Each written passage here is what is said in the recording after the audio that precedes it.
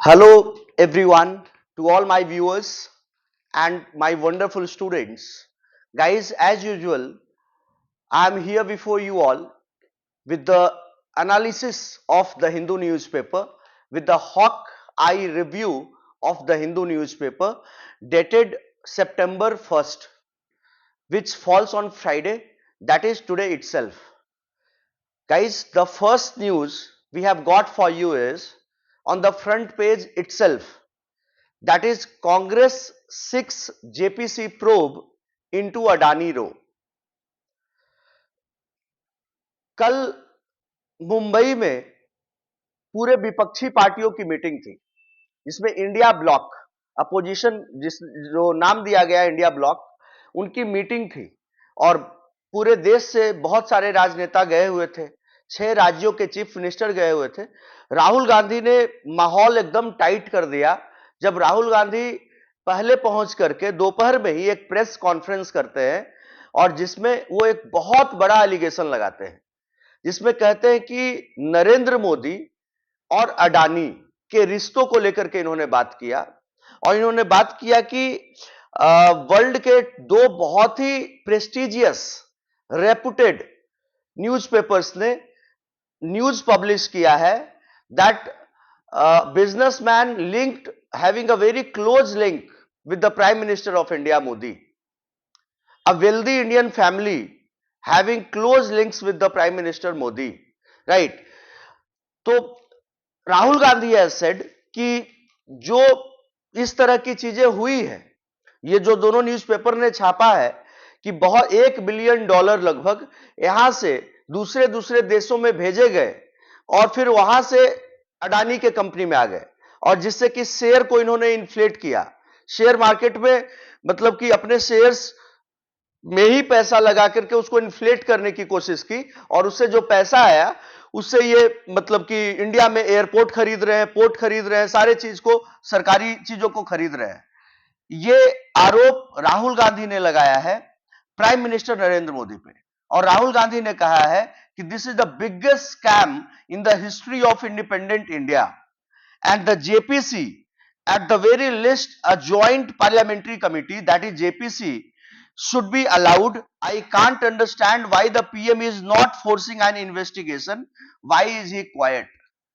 इन्होंने कहा राहुल गांधी ने कि जब इतने बड़े आरोप हैं तो प्रधानमंत्री चुप क्यों है, प्रधानमंत्री इस पे अपनी चुप्पी क्यों नहीं तोड़ रहे हैं, इस पे इन्वेस्टिगेशन क्यों नहीं हो रहा है, इस पे जेपीसी, कम से कम जेपीसी कॉन्स्टिट्यूट करना चाहिए जो कि इस मैटर को इन्वेस्टिगेट करे। और इन्होंने राहुल गांधी ने यह भी बोला कि जो सीबीआई है, ईडी है, वो इनके यहां क्यों नहीं जा रही है, इतना बड़ा मामला हुआ है ये क्यों नहीं जा रही है। राहुल गांधी ने financial times and the guardian दोनों अखबार के बारे में का नाम लिया है, that is the financial times and the guardian, which called the Adani group as close to the Prime Minister. Mr. Gandhi said that it is very important for Prime Minister Modi to clear his name. इनका कहना है राहुल गांधी का कि क्योंकि G20 की भी meeting होने वाली है भारत में, तो भारत में G20 की मीटिंग में जब पड़ोसी देश आएंगे, दुनिया के अलग अलग देश आएंगे, तो जो मुद्दे कहीं वो लोग ना उठाएं, वो लोग सवाल ना पूछे, उससे पहले नरेंद्र मोदी को इस पर अपना स्टैंड लेना चाहिए और नरेंद्र मोदी को भारत की इज्जत बचानी चाहिए। इंडिया का रेपुटेशन स्टेक पे है, बड़े बड़े बिजनेसमैन, बड़े बड़े उद्योगपति इंडिया में आके इन्वेस्ट करना नहीं चाहेंगे अगर इस तरह का पक्षपातपूर्ण रवैया अपनाया जाएगा, इस तरह से एक बिजनेसमैन को इस तरह से ब्लाइंड और अनकंडीशनल सपोर्ट दिया जाएगा। तो ये राहुल गांधी का कहना है। ये that Rahul Gandhi's press conference yesterday rocked the Indian political scenario, right? Second news is that statehood for Jammu and Kashmir may take time, polls can be held, government, you know that ki constitution bench is there in the Supreme Court and that is listening to the arguments put forth by the Solicitor General Tushar Mehta. And Solicitor General Tushar Mehta has, while appearing before the Constitution bench led by Honorable Chief Justice D.Y. Chandrachud, he said that कि statehood Jammu Kashmir में बिल्कुल आएगा और ये अभी नहीं है, तो ये एक टेम्परेरी फेनोमेना है, लेकिन कितने टाइम में आएगा इसको हम एग्जैक्ट नहीं बता सकते, क्योंकि Jammu and Kashmir have been disturbed by the terrorist, by the infiltrators, by say different non-state actors, so that might take some time, क्योंकि it has been disturbed for decades, right? Tushar Mehta का ये कहना था कि complete statehood may take some time as the state had faced repeated and consistent disturbances for decades together, और ये कहना बिल्कुल जायज भी है। लेकिन इसके साथ इन्होंने ये भी क्लियर किया कि we can not predict the exact time duration, कि कितने टाइम ड्यूरेशन में हम स्टेटहुड दे देंगे, लेकिन हम स्टेटहुड देंगे, बस ये जो अभी चल रहा है ये एक टेम्परेरी फेनोमेना है। Union territory status of Jammu and Kashmir was only a temporary phenomena. ये सोलिसिटर जनरल तुषार मेहता ने सेंटर के बिहाफ पर बोला है, राइट?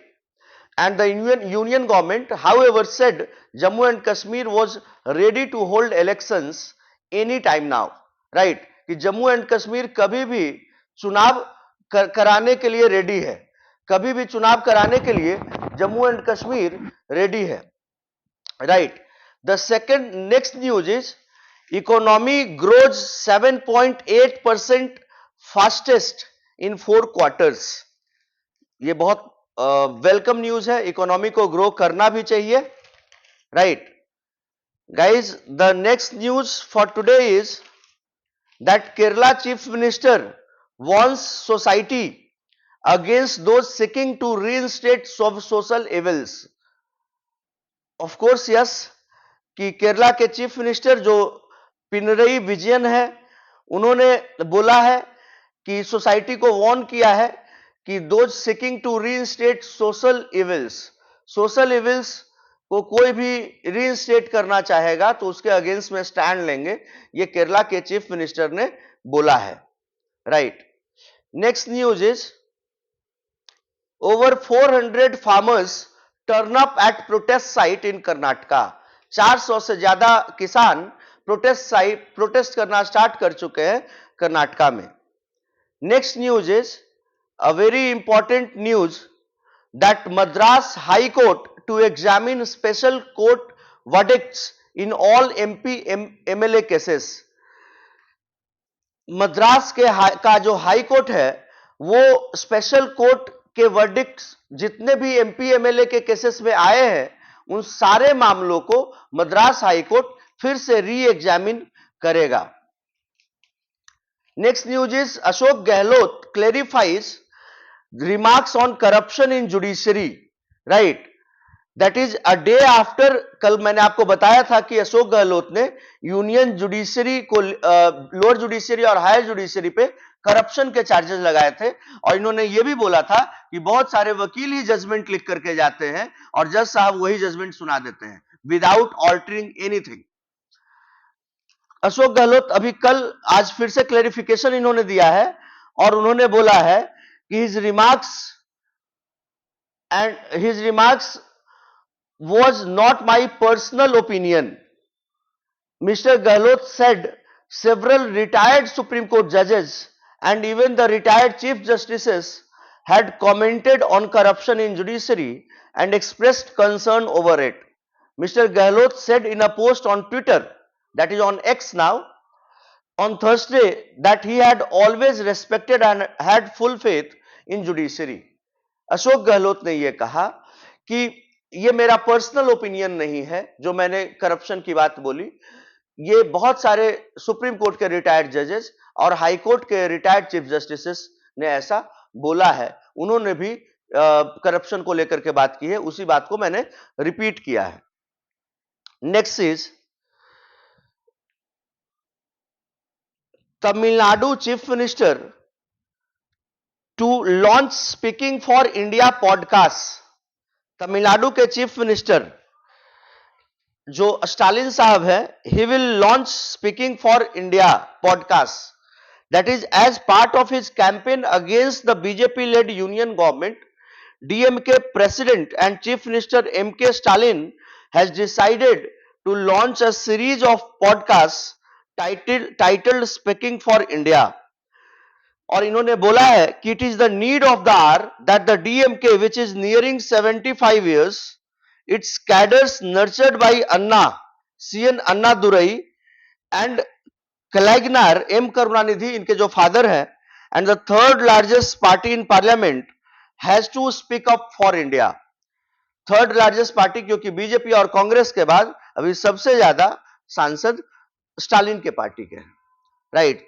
तो इन्होंने बोला कि हमें भारत के खिलाफ में बीजेपी जो काम कर रही है उसके खिलाफ हमें बोलना पड़ेगा, और क्योंकि 75 साल होने वाले हमारी पार्टी को, और थर्ड लार्जेस्ट पार्टी हम लोग पार्लियामेंट में, और अन्ना दुरई और करुणानिधि जो इनके फादर हुए करुणानिधि, इन लोगों ने मिलकर के बनाया पार्टी को, और 75 साल होने को है, तो हम ये पॉडकास्ट चलाएंगे, that is speaking for India. Next news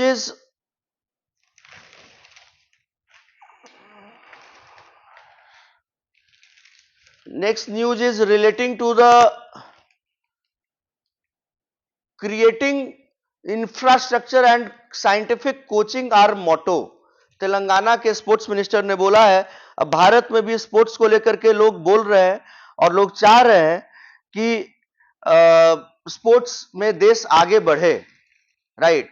prime minister Narendra Modi से आर प्रज्ञानंदा, जो कि सिल्वर जीता इन्होंने FIDE वर्ल्ड कप में, ये प्रज्ञानंदा, उनकी मम्मी और उनके पापा जाके प्राइम मिनिस्टर के आवास पे मिले, और प्राइम मिनिस्टर ने खुद बोला कि it is a great honour to meet this gentleman, ये sensation, a miracle boy, prime minister Narendra Modi ने बोला, और प्रज्ञानंदा ने भी बोला कि ये मेरे लिए बड़े प्रिविलेज की बात है, बड़े ऑनर की बात है कि मैं प्राइम मिनिस्टर से मिल रहा हूं। आज तो अनुराग ठाकुर जो खेल मंत्री है वो भी मिले हैं प्रज्ञानंदा से। Next news which is important for you is Adani shares fall on allegations investors had ties to promoters। जो राहुल गांधी के कल प्रेस कॉन्फ्रेंस के बाद गौतम अडानी साहब का शेयर पूरा का पूरा गिर गया। Next is after India, Philippines, Malaysia and Indonesia protest China's map. मैं आपको 2-3 दिन पहले से बता रहा हूं कि चाइना की क्या नियति है, चाइना की आदत क्या है। चाइना मतलब एक हैबिचुअल ऑफेंडर है जो बार बार दूसरे के जमीन को अपने मैप में दिखा देता है। तो इंडिया ने तो प्रोटेस्ट किया ही था, अब इंडिया के साथ साथ देख लीजिए फिलीपाइंस और मलेशिया, इंडोनेशिया सब लोग प्रोटेस्ट कर रहे हैं। सारे लोग गलत है, यही एक अकेला सही है, यही हरिश्चंद्र की औलाद है, ये हरिश्चंद्र का बाल बच्चा, ये वंशज है।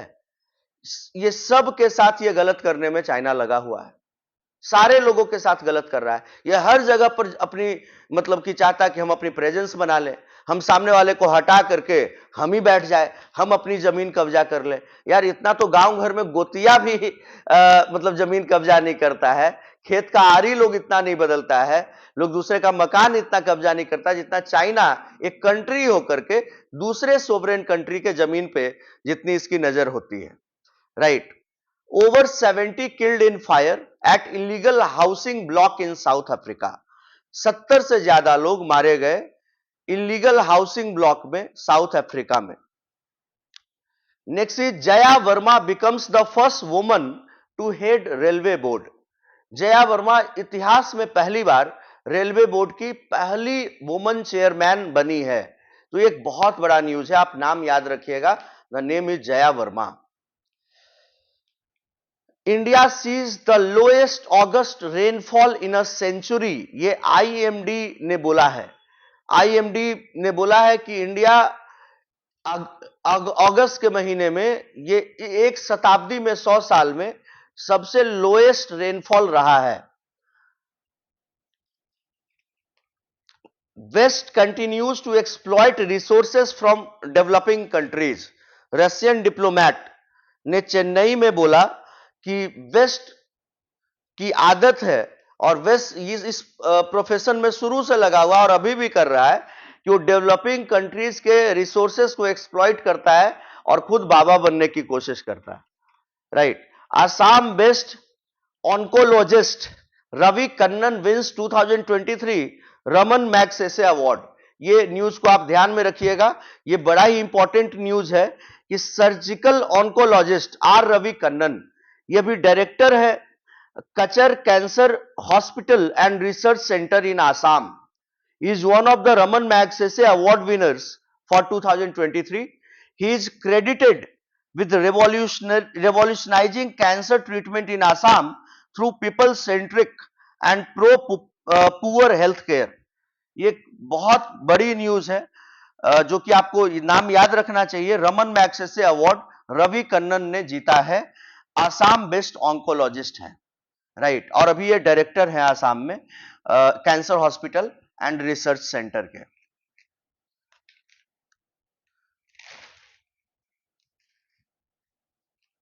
Special session of parliament from September 18 to 22 agenda under maps.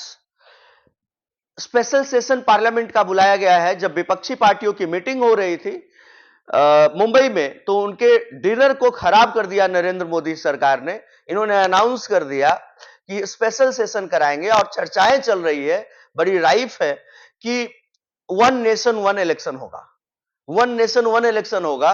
तो एक तरह से अपोजिशन ब्लॉक जितना भी प्रिपेयर किया होगा कि कैसे लड़ाई करेंगे, उनका पूरा का पूरा क्वेश्चन पेपर ही चेंज हो गया, क्वेश्चन पेपर ही चेंज हो गया, क्योंकि लोकसभा में हो सकता है कि बहुत सारी पार्टी मिल करके चुनाव लड़ते हैं, लेकिन विधानसभा में वही पार्टी एक साथ नहीं लड़ सकते हैं। जैसे कि अगर ममता बनर्जी और लेफ्ट की पार्टी भी मतलब कि मिल करके चुनाव लोकसभा लड़ने के लिए रेडी थी, लेकिन विधानसभा में ममता बनर्जी और ये मिल नहीं सकते लेफ्ट की पार्टी। इसी तरह से आप ले लो पंजाब में आम आदमी पार्टी की डायरेक्ट फाइट है कांग्रेस के साथ, लोकसभा में मिल जाए क्योंकि लोकसभा में डर है कि मोदी वेव फिर से क्लीन स्वीप ना मार दे, लेकिन विधानसभा में फिर से एक साथ नहीं लड़ पाएंगे, फिर अगेंस्ट में ही लड़ेंगे। यही सेम चीज दिल्ली में है। तो बहुत सारी चीजें हैं जो कि वन नेशन वन इलेक्शन अगर ये चीज आ जाता है तो अपोजिशन ब्लॉक शायद से फिर से बिखर जाए, ठीक है, जो कि मेरा मानना है। Next is Chinese president Xi Jinping yet to confirm presence at G20 summit in Delhi. China के प्रेसिडेंट शी जिनपिंग, जिसका कि मुंह मोमोज की तरह, आंख तो बिल्कुल मानचित्र से गायब है, कुछ आंख इसका पता ही नहीं चलता, हमको लगता है कब आंख खुला हुआ है कब बंद है पता ही नहीं है। और ये अभी कंफर्म नहीं किए हैं कि ये G20 समिट में दिल्ली आएंगे या नहीं आएंगे, नहीं आए तो ज्यादा बेहतर है, ठीक है। Next is case slapped on right wing outfit over raising मजार्स।